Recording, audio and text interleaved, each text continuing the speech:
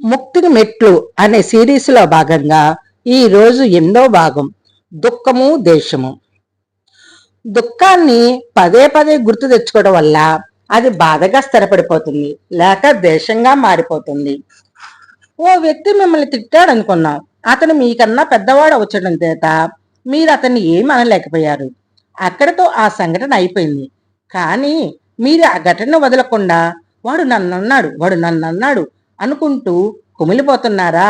బాగా గమనించండి. ఇక్కడ మిమ్మల్ని అతను ఒక్కసారే తిట్టాడు, కానీ మీరు మాత్రం పదే పదే గుర్తు తెచ్చుకొని 1000 సార్లు మిమ్మల్ని మీరు తిట్టుకున్నారు. తెలుసుకోండి, పదే పదే తలుచుకోవడం వల్ల ఆ దుఃఖం కాస్త అతనిపై ద్వేషంగా మారిపోతుంది. మనల్ని తిడితే దుఃఖం రావడం సహజమే. దాన్ని ఓ పావుగంటలోనో ఓ అరగంటలోనో వదిలేయగలగాలి. అంతేగాని దాన్నే తలుచుకుంటూ ద్వేషంగా మారనివ్వకూడదు. ఆ వ్యక్తి అన్న మాటల్లో మీ తప్పులున్నాయా అని చూసుకోండి.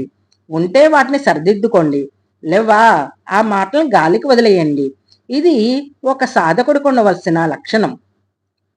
మీకు ఒక వస్తువు నచ్చింది, కానీ దాన్ని సొంతం చేసుకోలేకపోయానే అనుకున్నారా?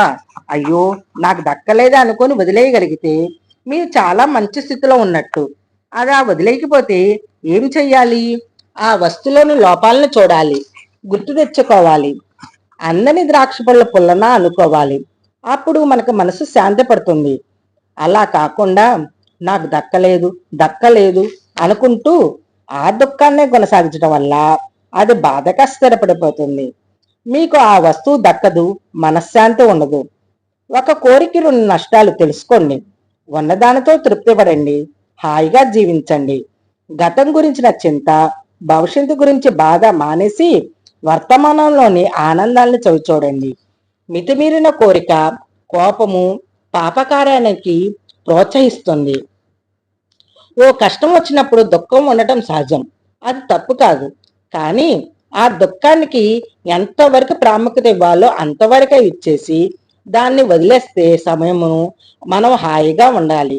పదే పదే స్మరణ చేసుకొని మన మనశ్శాంతిని పోగొట్టుకోకూడదు.